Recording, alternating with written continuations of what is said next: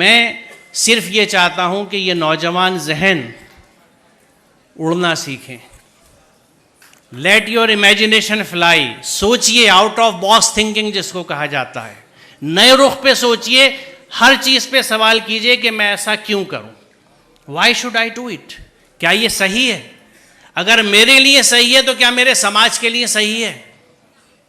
और उसमें सबसे बड़ा आजकल का जो नौजवानों के लिए एक मेरा पैगाम है, वो सबसे बड़ा मसला आपकी इस तालीम की स्टेज से शायद बात की स्टेज का है, आपकी शादी का मरहला।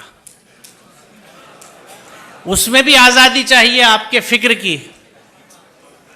आप समझ गए किस चीज़ की आज़ादी की मैं बात कर रहा हूँ। अगर आप जहेज़ लेते हैं और जहेज़ के साथ शादी करते हैं तो आपका जहन कैद है। आज़ाद करिए।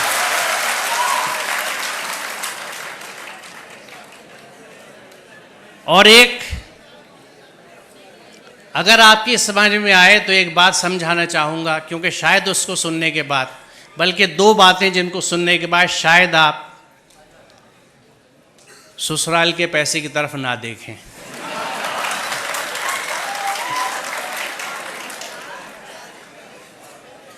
दोनों बातें संजीदा भी हैं और रंजीदा भी, लिहाजा पहले से माफ़ी मांग लेता हूं अगर आपको दुख हो। पहली बात ये,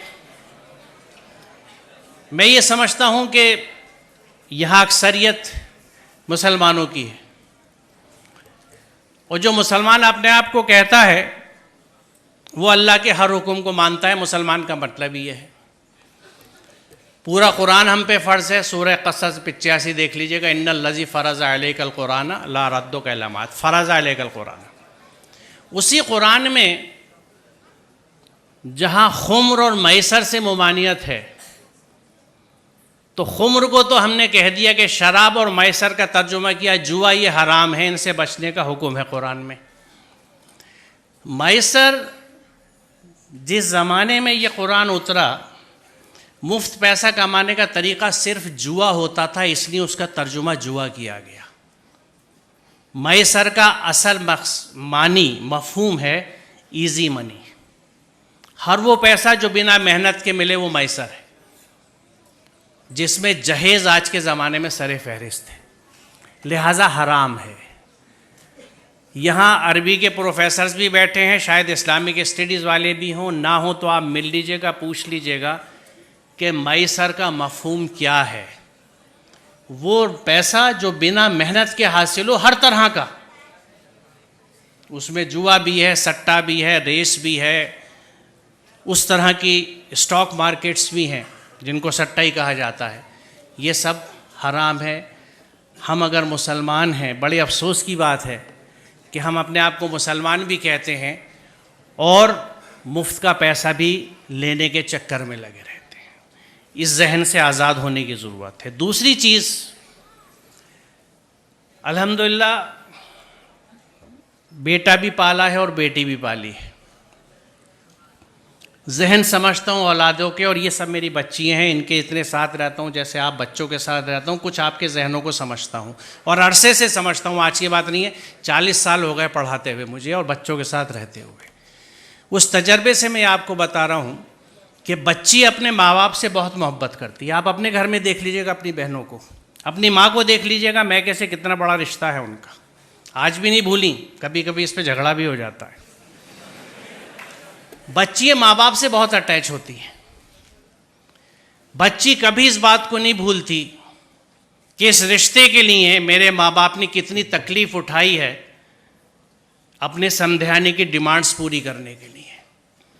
जो बच्ची इस दुख के साथ आपके घर में आ रही है, वो आपसे और आपके घर वालों से कभी सच्ची मोहब्बत नहीं कर सकती। लिख लीजिए इस बात। आप बहुत बुरा सौदा कर रहे हैं। रिश्तों की बुनियाद मोहब्बत और अक़ीदत पे होती है, उनसियत पे होती है। सर कटाने की तमन्ना अब हमारे दिल में है, एक जज्बा होता है, यह है मोहब्बत। आप उस सब के बदले में चंद टके ले लेते हैं।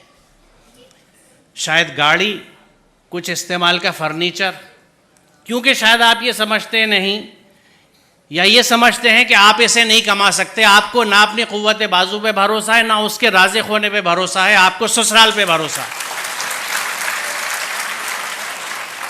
सोचिए ज़रा, इससे बड़ी नामर्दी की कोई मिसाल नहीं है।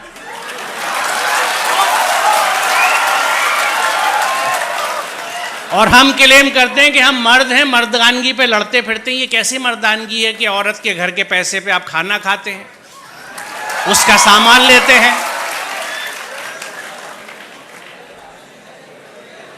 मुझे खुशी है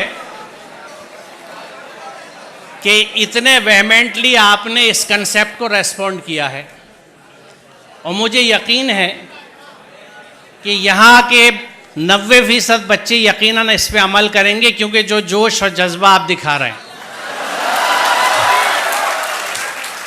तो आज की इस यौम आज़ादी की सुबह पे ये तय रहा, ये प्लेज ली हमने कि हम इस जहन से आज़ाद होंगे, हम अपनी मेहनत का खाएंगे, अपनी मेहनत से पैसा लेंगे, मैसर नहीं लेंगे, जहेज़ नहीं लेंगे। बहुत शुक्रिया, खुदा हाफिज़।